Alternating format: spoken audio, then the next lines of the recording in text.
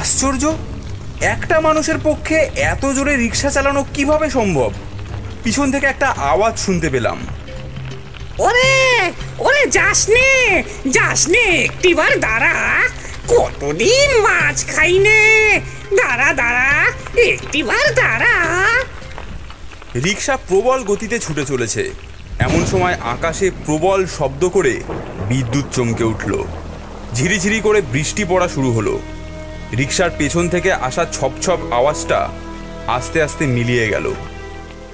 একটা গাছের সামনে এসে লোকটা রিক্সা দাঁড় করালো। আমি বললাম, বাপ রে, এই তোমার আর নিয়ে যেতে হবে না, আমি একাই যেতে পারবো। কি কুক্ষণে যে তোমার রিক্সায় উঠেছিলাম। একা একা কোথায় যাবেন বাবু? দেখুন, আমরা গোরস্থানের মাঝখানে আছি। চারপাশে চোখ পড়তেই দেখি আমাদের চারপাশে সারি সারি কবর, সবকটাই পুরনো, জরাজীর্ণ আর ভয়াবহ। তারপর হঠাৎ কবরের এবড়ো খেবড়ো মাটি থেকে একটা কঙ্কালের হাত বেরিয়ে এলো। তারপর আস্তে আস্তে পুরো দেহটাই কবর থেকে বেরিয়ে এলো। দেহ বলা ভুল হবে, আসলে দেহ নয়, কঙ্কাল। তারপর একে একে সব কবর থেকেই একটা করে কঙ্কাল উঠে আসতে লাগলো। সবার মুখে একই কথা,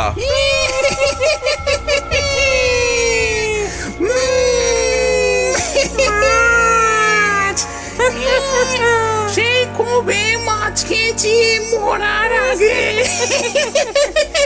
কি সুন্দর গন্ধ, আমাকে মাছটা দিয়ে যা। সেই কবে মাছ খেয়েছি, দিয়ে দিয়ে আমাকে মাছটা দিয়ে দিয়ে যা। মাছ খাবো, মাছ খাবো। ধর ধর ধর বেটাকে, ধর ধর বেটাকে, পালাবি না, পালাবি না,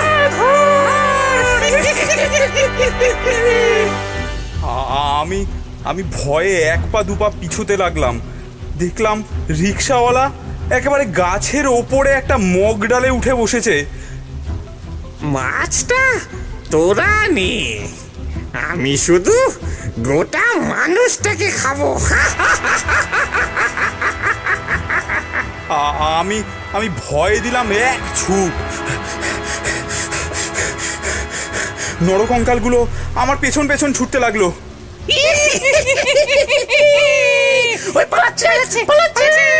পালাতে দেবে না, তাহলে কি আমাদের মাছ খাওয়া হবে না গো? ওকে ধর, পালাতে দিস না, দাঁড়া দাঁড়া, মাছটা দিয়ে যা, পালাস না রে। দৌড়াতে দৌড়াতে মাছটা হাত থেকে ছুঁড়ে ফেলে দিলাম। সমস্ত কঙ্কালগুলো একেবারে হামলে পড়লো মাছটার দিকে। মাছ খাবো, মাছ খাবো। আমি ছুটে চললাম। পিছন থেকে বীভৎস হাসির আওয়াজ ভেসে আসছে।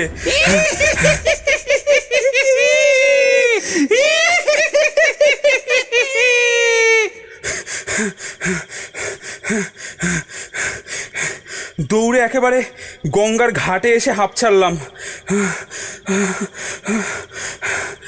দেখলাম একটা নৌকা সবেমাত্র ঘাটে এসে ভিড়েছে।